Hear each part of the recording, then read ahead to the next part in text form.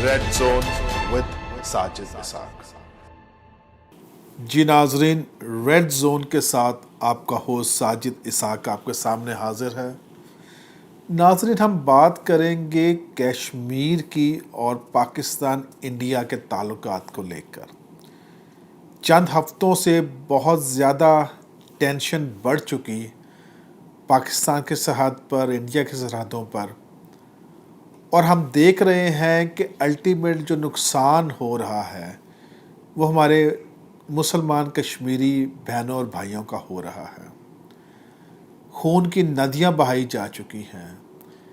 बहनों बेटियों की अजमतें नीलाम की जा चुकी हैं, बच्चे अपने वालिद से महरूम हो चुके हैं, जवानों की शहादतें हम देख रहे हैं, गलियों में कूचों में खून के दरिया बह रहे हैं। मगर अफसोस की बात यह है कि इंटरनेशनल कम्युनिटी, अरब ममालिक अभी भी ख्वाब खरगोश के मज़े ले रहे हैं। आज भी ह्यूमन राइट्स पे काम करने वाले अदारे खामोशी ताने हुए हैं। आज भी जो हकूक़ की बात करते हैं उनको मुस्लिम बहनों बेटियों की इज्जत नीलाम होती नज़र नहीं आ रही।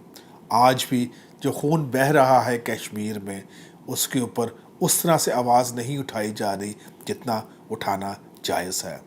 आज हम बात करेंगे इंडिया के उस घिनौने खेल की कि जिसका आगाज़ आज नहीं हुआ बल्कि बहुत सारे सालों से हम इस चीज़ को देख रहे हैं। कई दहाइयों से कश्मीरी मुसलमान बहन भाइयों का खून बहाया जा रहा है, उनके हकूक़ सल्ब किए गए हैं, उनको पॉलिटिकली विक्टिमाइज़ किया गया, उनको रिलीजियसली विक्टिमाइज़ किया गया है। मगर क्या वजह है कि हम इस चीज़ को इस्टेब्लिश करने में नाकाम क्यों रहे कि हिंदू सबसे बड़ा टेररिस्ट है। ये बात करते हैं इस्लामिक टेररिज्म की, मैं कहता हूँ हिंदू टेररिज्म सबसे बड़ा टेररिज्म है। और आज हम जो देख रहे हैं मोदी सरकार में, वो जो एक बुचर की शक्ल में, एक हिटलर की शक्ल में वहाँ पर आया है, और आरएसएस का नुमाइंदा होने के नाते ये कोई बैद नहीं है कि उसने जो घिनौना खेल खेला है उसको उसकी सज़ा तो मिलेगी ही। मगर आज नाजरीन, हमने देखना है कि हम कौन कौन से फ्रंट्स पर मजबूत हैं और कौन कौन से फ्रंट्स पर हमें अभी ज़रूरत है और ज़्यादा मेहनत करने की, ताकि दुनिया ये जानने में ज़रूर समझ ले कि हिंदू जो है सबसे बड़ा टेररिस्ट है इंडिया में। नाज़रीन, हम देखते हैं कि मोदी सरकार ने अगस्त के अवाइल में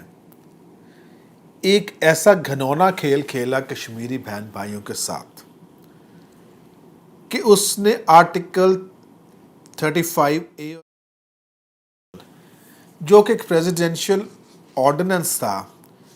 14 मई 1954 को 54 में ये आया था कि जो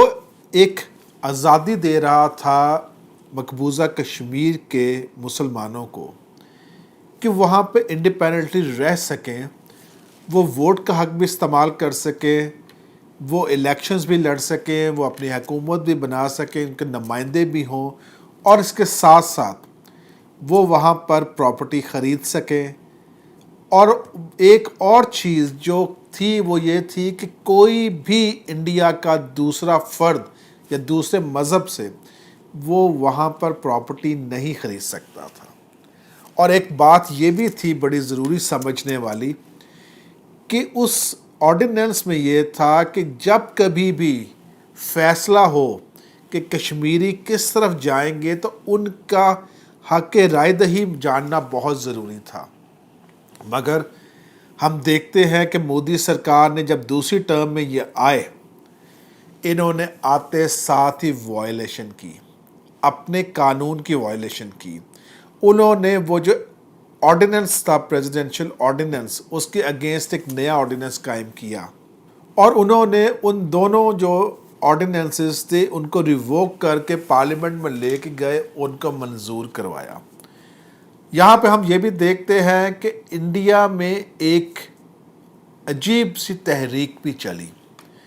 اس میں ہندو بھی شامل ہیں، اس میں سکھ بھی شامل ہیں، دلت بھی شامل ہیں، کرسچن بھی شامل ہیں اور مسلم بھی شامل ہیں۔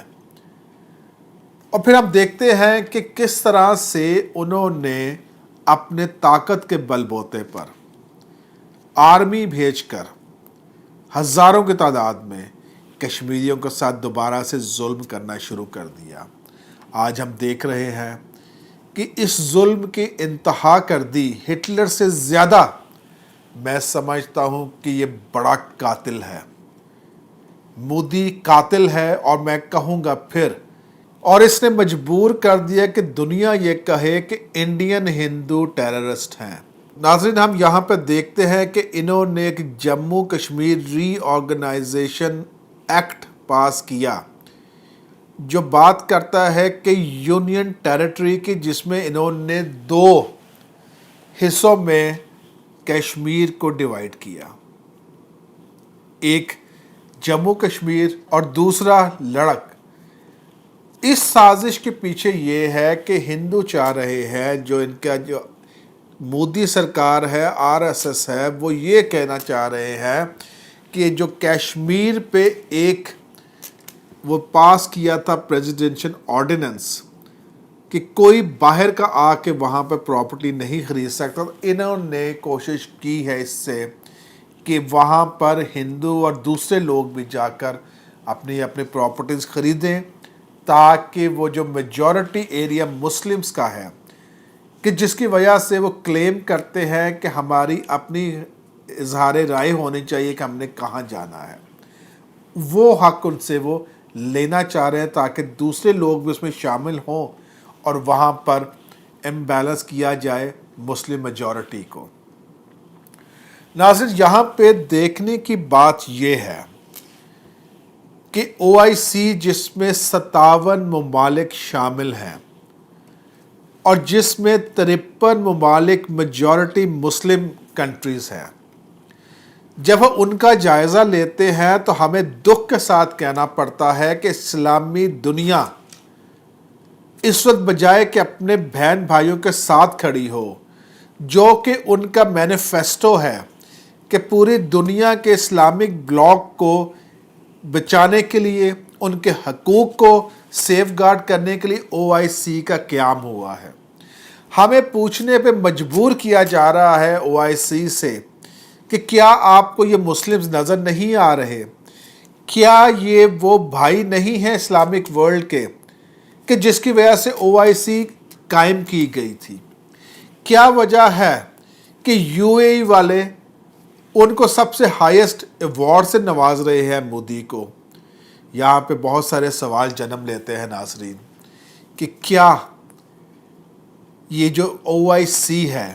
یہ صرف اور صرف او آئی سی تو نہیں ہے؟ اور اس کے ساتھ ہم دیکھتے ہیں کہ سعودی عربیہ، جس کی طرف سارا اسلامک بلاک دیکھتا ہے، جس کو ہم سمجھتے ہیں کہ اس نے سب کو ساتھ لے کے چلنا ہے، اس نے اسی دن جس دن یہ ہوا ایک سب سے بڑا معاہدہ انڈیا کے ساتھ کیا، اس مودی قاتل کے ساتھ کیا کہ جو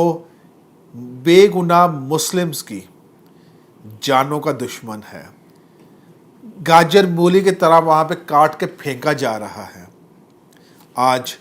ہم مطالبہ کرتے ہیں او آئی سی سے، ہم مطالبہ کرتے جو یونائٹڈ نیشن سے، 193 نیشنز ہیں یونائٹڈ نیشنز کی ممبر کنٹریز، ان سے مطالبہ کرتے ہیں کہ کیا وجہ ہے کہ آپ کو یہ ٹیررزم نہیں لگ رہا؟ آپ پاکستان کے اوپر تو بہت سارے فتوے دیتے ہیں، آپ بہت ساری باتیں کرتے ہیں، کیا آپ کو نظر نہیں آ رہا کہ جو انڈیا کرنے جا رہا ہے یہ کر رہا ہے؟ میں مودی کو کہنا چاہتا ہوں کہ تمہارے دن گنے جا چکے ہیں، کیونکہ تم نے جو گھنونا کھیل کیا ہے تاریخ تمہیں معاف نہیں کرے گی، اور اس کا حساب خدا تمہارا یہاں پر ہی کرے گا، اور ہم دیکھیں گے سارے کہ تم نے جو مظلوموں کے ساتھ ظلم کیے ہیں، بچوں کی عزت نیلام کی ہے، چھوٹے بچوں کے سر سے ان کے باپ کا سایہ لے لیا ہے، بیٹیوں کی عظمتیں تم نے رسوا کر دی ہیں، मोदी तुम जहन्नम के वारिस हो, जहन्नम के वारिस हो तुम्हें यहां पर भी बदनामी है तुम्हारी, और सब तुम्हें कातिल कह रहे हैं, सब तुम्हें मर्डरर कह रहे हैं, सब तुम्हें हिटलर कह रहे हैं। तुम किस मुंह के साथ यूनाइटेड नेशंस में जाओगे, किस मुंह के साथ अपने आप को डिफेंड करोगे? और आज नाज़रीन हम थोड़ा सा डिस्कस करेंगे कि हम किन किन महाज पर मजबूत रहे हैं, किन महाज पर हम कमज़ोर रहे हैं। तो सबसे पहले मैं लेके चलूँगा आपको पिछली हुकूमत में, कि जिसमें 4 साल हम फॉरेन मिनिस्टर के बगैर फॉरेन मिनिस्ट्री चलाते रहे, और वो प्राइम मिनिस्टर साहब खुद ही फॉरेन मिनिस्टर थे, और उसका नुकसान ये हुआ कि हमारे जो सफारती ताल्लुकात चल रहे थे, एक फॉरेन ऑफिस के रिलेशनशिप में वो चल रहे थे, वो हम देखते हैं कि उस तरह से नहीं मीनिंगफुल रह सके। इंडिया की साजिशें अपनी जगह हैं, वो हमेशा करता रहेगा और करता रहेगा, मगर हमें अपने आप को देखना है कि हमारी जो है कमज़ोरी रही कि हमने 4 साल फॉरेन मिनिस्टर नहीं लगाया, और हमने कश्मीर अफेयर्स का चेयरमैन भी किसको लगाया? मौलाना फजल रहमान डीजल को। क्या संजीदगी थी, क्या उन्होंने किया, क्या डिलीवर किया उन्होंने। और अब हम देखते हैं नाजरीन आगे चलकर पीटीआई की गवर्नमेंट जब आती है, हम देखते हैं कि शाह महमूद कुरैशी साहब एक कमज़ोर फॉरेन मिनिस्टर के तौर पर सामने आए। वो अरब ममालिक देख लीजिए, वो अफ़गानिस्तान देख लीजिए, वो अमेरिका देख लीजिए, वो चाइना देख लीजिए, और इसके साथ साथ हम देखते हैं हुकूमत की संजीदगी का आलम कि इन्होंने जो फेडरल मिनिस्ट्री दी कश्मीर और गिलगित बल्तिस्तान की, वो किसको दी? अमीन गंडापुर को। ये वही अमीन गंडापुर है जो अपना शहद बचाता फिरता था, ये वही अमीन गंडापुर है जो सड़कों पर भागता था कि मैं अपना शहद बचा लूँ और मुझे पुलिस ना पकड़े। अफसोस की बात यह है कि हमने इतनी इम्पॉर्टेंट पोजीशंस, इतनी इम्पॉर्टेंट सीट्स किन गैर जिम्मेदार लोगों को दी। हमने खिलवाड़ भी किया कश्मीरी अवाम के साथ, जिनकी आवाज़ बनना चाहिए था फजल रहमान साहब को, जिनकी आवाज़ बनना चाहिए था अमीन गंडापुर को। कहाँ पे है इसकी आवाज़? आज अगर हम देखें तो फॉरेन मिनिस्टर बात कर रहे हैं, प्राइम मिनिस्टर साहब बात कर रहे हैं, इंफॉर्मेशन मिनिस्टर साहब बात कर रही हैं, ह्यूमन राइट्स के मिनिस्टर बात कर रही। कश्मीर का मिनिस्टर किधर है? गंडापुर। उसकी क्या स्टेटमेंट आई है, उसकी क्या एफर्ट्स हैं, हम ये जानना चाहेंगे। और हम प्राइम मिनिस्टर से भी कहेंगे कि अगर संजीदगी से आपने कश्मीर के मसले को आगे लेके जाना है तो आप पहले देखिए कि आपने जो पोजीशंस दी हुई हैं,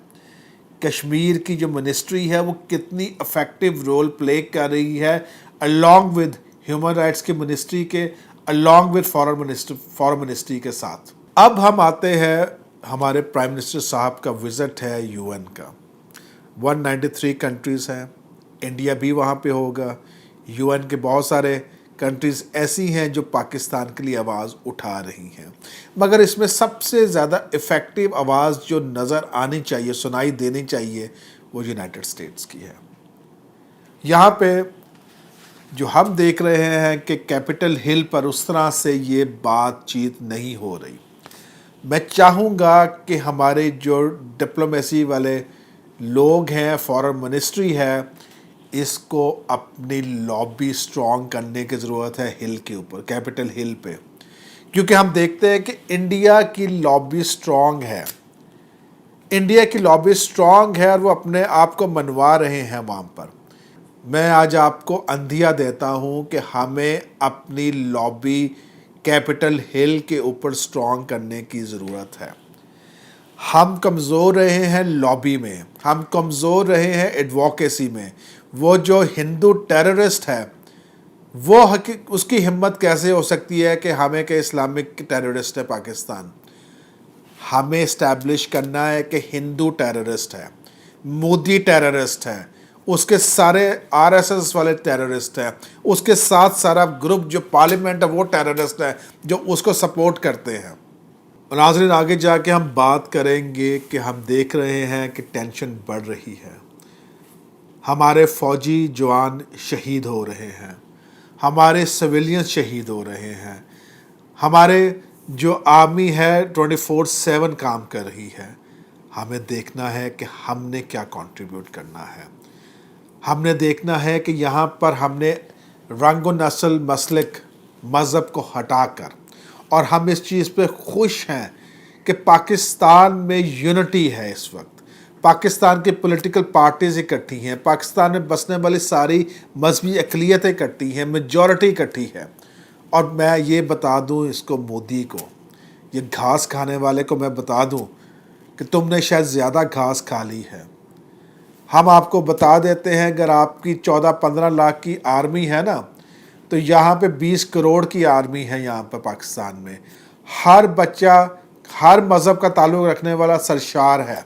وہ اپنی وطن سے محبت کرتا ہے، وہ آپ کی طرح چھپتے نہیں پھرتے، یہاں پر ہر بندہ بارڈر پہ جانے کے لیے تیار ہے۔ تو مہربانی کر کے یہ غلطی بھی نہ کرنا کبھی کہ تم کوشش کرو کہ پاکستان پہ حملہ کرو، اور یہ اگر غلطی کی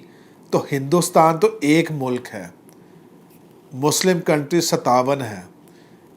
آپ ختم ہو جاؤ گے، خدا نہ خواستہ پاکستان کو ختم نہیں کر سکتا۔ اور میں آپ کو بتا دوں ہندوستان دوبارہ نہیں بنے گا، ایک ہندوستان ہے، اس کی حفاظت کر لو، پاکستان کے ساتھ آنکھیں مت دکھاؤ، ہم آپ سے زیادہ آنکھیں دکھانا جانتے ہیں۔ ناظرین اب میں بڑا ایک ہمبل سا ایک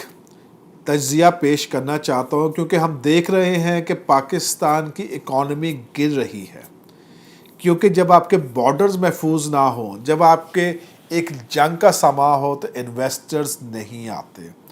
جب آپ کا جنگ کا سماں ہو تو لوگ انویسٹمنٹ نہیں کرتے۔ اور میں سمجھتا ہوں کہ اس طرح کا جو انوائرمنٹ دکھایا جا رہا ہے، پیش کیا جا رہا ہے، میرا خیال ہے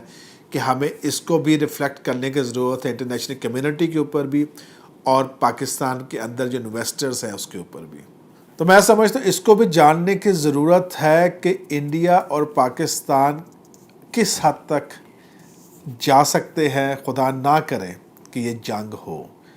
کیونکہ اگر یہ جنگ ہوئی تو یہ پوری دنیا کو اس میں اپنے لپیٹ میں لے لے گی۔ ہیروشیما کی جب جنگ ہوئی تھی تو 4000 سیلسیس ٹیمپریچر گیا تھا، اور اس وقت کے جو لوگ تھے جنہوں نے وہ جو بلیک رین کا ایکسپیرینس کیا، کیونکہ جب یہ ایکسپلور کرتا ہے، جب پھٹتا ہے، تو یہ نہ صرف اپنے ارد گرد بلکہ بہت دور تک جاتا ہے، آسمان پر اس کے جو اثرات ہوتے ہیں۔ تو 4000 سیلسیس اس کا ٹیمپریچر تھا، اور آپ کو پتہ ہے کہ ہیروشیما ناگاساکی ختم ہو گئے تھے۔ آج بھی وہاں پر آپ دیکھیں تو پیرالائز لوگ پیدا ہوتے ہیں، اور میں صرف وارن کرنا چاہتا ہوں مودی کو کہ ہماری کیپیسٹی آپ سے زیادہ ہے۔ اگر آپ دیکھیں یہاں پہ ناظرین میرے ساتھ، تو یہاں پہ آپ دیکھ سکتے ہیں کہ ہمارے پاس وار ہیڈز جو ہیں انڈیا سے زیادہ ہیں۔ ناظرین آپ میرے ساتھ پیچھے اسکرین پر دیکھ سکتے ہیں کہ جو 9 ملک ہیں جن کے پاس نیوکلیئر ایبیلٹی ہے، ان کے پاس کیا اسٹرینتھ ہے، کیا ان کے پاس وار ہیڈز کی تعداد ہے۔ اور اگر آپ میرے ساتھ دیکھیں، رشیا کے پاس اس وقت 6490 وار ہیڈز ہیں، یو ایس کے پاس دوسرے نمبر پر آتا ہے 6185 وار ہیڈز ہیں، فرانس کے پاس 300، یو کے کے پاس 200، چائنا کے پاس 290، اور پاکستان کے پاس 160، انڈیا کے پاس 140 وار ہیڈز، اسرائیل کے پاس 90، اور نارتھ کوریا کے پاس 30 وار ہیڈز ہیں۔ وار ہیڈز کا مطلب ہے کتنی جوہری تعداد ہے ان کے پاس جنگ کرنے کے لیے۔ اور میں آپ کو پہلے کہہ چکا ہوں، انڈیا کو پہلے وارن کیا ہے کہ ہم تم سے زیادہ طاقتور ہیں، تو یہ سوچنا بھی نہ کہ اگر پاکستان کی طرح تم جہاریت کرو۔ اب ناظرین میں بتاتا چلوں کہ پاکستان اور انڈیا کے ساتھ دوسرے ممالک کا کیا انٹرسٹ جڑا ہوا ہے، کیا یہ جنگ کی طرف جا سکتے ہیں یا ہم کسی ریزولوشن کی طرف جائیں گے۔ سب سے پہلے میں بتاتا چلوں کہ امریکہ کا سب سے بڑا اس وقت جو انٹرسٹ ہے وہ یہ ہے کہ افغانستان سے وہ اپنی فوجیں باہر نکالیں۔ وہ 24,000 میں سے تقریباً 5,000 فوجوں کا اپنی افواج کا انخلا چاہتا ہے، اور اس وقت یو ایس کا الیکشن آنے والا ہے 2020، جس میں پریزیڈنٹ ڈونلڈ ٹرمپ جو ہے امریکہ کے، انہوں نے ایک نیریٹو دیا ہوا ہے اپنی عوام کو کہ انہوں نے فوجیں اپنی افغانستان سے باہر منگانی ہیں، اور یہی ایجنڈا پوائنٹ مین رہا ہمارے پرائم منسٹر صاحب کے ساتھ جب وہ 22 جولائی کو ان کی میٹنگ ہوئی پریزیڈنٹ ڈونلڈ ٹرمپ کے ساتھ۔ تو امریکہ کا سب سے بڑا اس وقت جو انٹرسٹ ہے وہ یہ ہے کہ اپنی فوجوں کو کسی طرح سے وہ افغانستان سے باہر لے کے آئے، اور اس میں پاکستان رول ادا کرے گا ان کے ساتھ جو طالبان ہیں بات چیت کرنے کا۔ اس لیے پاکستان کی اسٹریٹجک پوزیشن بہت سٹرونگ ہے۔ اس کے بعد ہم جا کے دیکھتے ہیں کہ 28 سپتمبر کو افغانستان کے الیکشنز آنے والے ہیں، اور اشرف غنی صاحب جو پریزیڈنٹ ہیں افغانستان کے، وہ سیکنڈ ٹرم کے لیے رن کر رہے ہیں الیکشن کے لیے۔ تو اس وقت افغانستان کو بھی یہ نہیں سوٹ کرتا کہ خطے میں امن خراب ہو۔ تو اب آپ نے دیکھا امریکہ اور افغانستان کا انٹرسٹ پاکستان کے ساتھ جڑا ہوا ہے۔ تیسری بات یہ ہے کہ چائنا، جس نے بہت بڑی انویسٹمنٹ سی پیک کے حوالہ سے کی ہے، اس کا اپنا انٹرسٹ ہے جڑا ہوا پاکستان کے ساتھ۔ وہ بھی کبھی نہیں چاہے گا کہ یہاں پر جنگ کا سامان بنے۔ اس لیے اب دیکھنا یہ ہے کہ انڈیا کے انٹرسٹ کیا ہے۔ اب انڈیا کے انٹرسٹ یہ ہے کہ انہوں نے بہت بڑی سرمایہ کاری کی ہے ابھی سعودیہ کے ساتھ، بہت بڑی سرمایہ کاری کرنے جا رہے ہیں یو اے ای کے ساتھ اور امریکہ کے ساتھ۔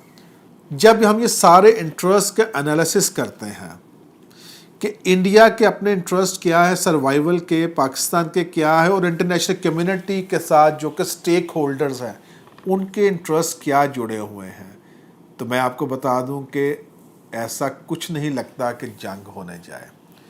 کیونکہ میں نہیں سمجھتا کہ انٹرنیشنل کمیونٹی اس حد تک جانے دے گی۔ اور دوسری بات یہ ہے کہ آپ کو میں بتاتا چلوں کہ امریکہ کی، چائنا کی، رشیا کی جو سیٹلائٹس ہیں، یہ بڑی جاننے کی بات ہے، جو سیٹلائٹس ہیں وہ ہر وہ 24 گھنٹے ہمارے بارڈرز کو مانیٹر کر رہی ہیں، اور جب سیٹلائٹ مانیٹر کر رہی ہوتی ہے تو اس میں چند 1 یا 2 گھنٹے کا بلائنڈ سپاٹ آتا ہے، جس میں شاید جب وہ سرکل اپنا کمپلیٹ کرتی ہے آربٹ کے ساتھ، تو وہ جو بلائنڈ سپاٹ ہوتا ہے وہ ٹائم ہوتا ہے کوئی ایسی ایکٹیویٹی کرنے کا۔ تو مجھے یہ لگتا ہے کہ ہم جو سمجھ رہے ہیں کہ بارڈرز کے اوپر وہ سارا مانیٹر ہوتا ہے، اور میں سمجھتا ہوں کہ وہ مانیٹر ہو رہا ہے، مگر یہاں پہ جاننے کی ضرورت یہ ہے ناظرین کہ یہ جو بڑی طاقتیں ہیں یہ کیوں اتنا ٹائم لیتی ہے نیگوسیشنز کرنے کے لیے، یہ کیوں اتنا ٹائم لیتی ہیں کہ دونوں کی آپس میں جھڑپیں ختم نہ ہوں۔ ناظرین، انٹرسٹنگ بات یہ ہے کہ ہم کہہ رہے ہیں یا مودی سمجھ رہا ہے کہ اس نے انٹرنیٹ بند کر دیا ہے، اس نے رابطے ختم کر دیے ہیں، مگر ابھی بھی سیٹلائٹس جو ہے دوسری بڑی کنٹریز کی وہ اسے مانیٹر کر رہی ہیں۔ سوچنے کی بات یہ ہے کہ یہ جو بڑی کنٹریز ہیں وہ کیوں اتنا ڈیلے کرتی ہیں کسی پیسفل ریزولوشن کے لیے، وہ کیوں اتنا ڈیلے کرتی ہیں کہ وہاں پر مسلم کا قتل ہو، کیوں ڈیلے کر رہی ہیں کہ وہاں پہ بلڈ شیڈ ہو۔ تو ناظرین، جاننے کی بات یہ ہے کہ ساری بڑی کنٹریز جو ہیں یہ ویپن ڈیلرز ہیں، ویپن سپلائی کرتی ہیں، اور اگر انڈیا پاکستان نہیں لڑے گا، اگر ان کی جھڑپیں نہیں ہوں گی تو ان کی دکانداری نہیں چلے گی۔ تو وہ ہمارے جیسے چھوٹے ممالک کو لڑانے میں خوش رہتے ہیں۔ اب سمجھنے کی بات یہ ہے کہ ہم نے کس طرح سے اس کو ریئیکٹ کرنا ہے۔ اور آج میں سمجھتا ہوں کہ پاکستان کی جو پیس کی ایفرٹس تھیں، پاکستان کی جو ریکنسیلیشن کی ایفرٹس تھیں، اس کو بزدلی سمجھا انڈیا نے۔ میں سمجھتا ہوں کہ انڈیا کو ہوش کے ناخن لینے چاہیے، کیونکہ میں نے پہلے کہا ہے کہ ہندوستان تو ایک ہے، اور اگر کوئی ایسی یہاں سے پاکستان سے خدا نخواستہ موو ہوئی تمہارے غلط رویے کی وجہ سے، تو پھر وہ ایک جو ہندوستان ہے وہ بھی نہیں رہے گا۔ ہمیں اس وقت جاننے کی ضرورت ہے کہ انٹرنیشنل کمیونٹی کو ہم نے کس طرح سے آن بورڈ لینا ہے، اور میں پھر کہوں گا اس وقت ڈپلومیسی کی ضرورت ہے۔ اس وقت ہمارے جو فارن منسٹری ہے، ہمارے جو امبیسڈرز ہیں، ہمارے جو لابیسٹ ہیں مختلف کنٹریز میں، ان کو ایکٹیو ہونے کی ضرورت ہے، اور یہ نیریٹو دیں کہ انڈین ہندو ٹیررسٹ ہے، یہ ٹیررسٹ ہے اور پاکستان میں آ کے ٹیررزم کرتا ہے۔ کلبھوشن اس کی ثبوت ہمارے پاس یہاں پہ موجود ہے۔ ہمیں اپنے لابیسٹ کو فیڈ کرنا ہے، ان کو بتانا ہے، اور مجھے امید ہے کہ یو این کی جو general assembly 74th general assembly ہو رہی ہے، وہاں پر ہمارے پرائم منسٹر صاحب بہتر طریقے سے اس کو ریپرزینٹ کریں گے کیس کو، اور ہمیں امید ہے کہ خدا ہمارے بارڈرز کو محفوظ رکھے۔ بہت سارے انڈیا میں بھی میں سمجھتا ہوں کہ ایسے لوگ ہیں جو چاہتے ہیں کہ امن قائم ہو، جو چاہتے ہیں کہ انڈیا کا جو مودی ہے، جو قاتل ہے، جو ٹیررسٹ ہے، وہ اپنے روشے ٹھیک کرے۔ آج ہم اس پروگرام کے وساطت سے یو این کو کہتے ہیں، ہم او آئی سی کو کہتے ہیں، ہم یو ایس کو کہتے ہیں، رشیا کو کہتے ہیں، چائنا کو کہتے ہیں کہ آپ پاکستان کے ساتھ، وہ کشمیری مسلمانوں کے ساتھ جن کے ساتھ انسانیت کا بدترین سلوک ہو رہا ہے۔ آج بھی ایک آڈیو ریلیز ہوئی جس میں خاتون رو رو کے بتا رہی ہے کہ اس کی سڑکیں گلیاں خون سے بھری ہوئی ہیں، لاشیں اکٹھی کی جا رہی ہیں۔ کب جاگے گی ہماری دنیا کی انسانیت؟ کب ہم کہیں گے کہ یہ جو کشمیری ہیں یہ بھی ہمارے جیسے لوگ ہیں، لہو کا رنگ ایک ہے، وہ بھی وہی خالق کی اولاد ہیں، پیداوار ہے جس کی ہم دوسرے ہیں؟ تو میں سمجھتا ہوں اس وقت مذہب کو ہٹا کر، سیاست کو ہٹا کر، قبائلی علاقوں کو ہٹا کر، بارڈرز کو ہٹا کر، ہمیں ان مسلمانوں کے ساتھ، انسانوں کے ساتھ کھڑا ہونا ہے، تاکہ یہ جو مودی ٹیررسٹ ہے یہ نسل کشی کر نہ سکے، یہ دوسرا ہٹلر بن نہ سکے۔ اسی کے ساتھ میں اپنی گورنمنٹ سے کہوں گا کہ ہمیں وزڈم کے ساتھ اور آگے بڑھنا ہے، ہمت کے ساتھ بڑھنا ہے۔ قوم آپ کے ساتھ ہے، فوج کے ساتھ کھڑی ہے قوم، اور ہماری فوج دنیا کی بہترین فوج ہے، ہماری ایجنسیز دنیا کی بہترین ایجنسیز ہیں۔ تو آج ہم عہد کرتے ہیں، وہ کسی مذہب، رنگ و نسل، مسلک سے کیوں نہ ہو، سب سے پہلے ہم پاکستانی ہیں۔ اس کے بعد ہم آپ کو وعدہ دیتے ہیں کہ پاکستان میں بسنے والی تمام مذہبی اقلیتیں، میجورٹی جتنے بھی ہیں، پاک فوج کے ساتھ شانہ بشانہ کھڑے ہیں۔ خدا ہمیشہ ہمارے ملک کو قائم و دائم رکھے، اور اس میں بسنے والے تمام جو لوگ ہیں وہ تندرست و توانا رہے، اور ہم دعا کرتے ہیں کشمیر امن کا گہوارہ بنے۔ پاکستان زندہ باد۔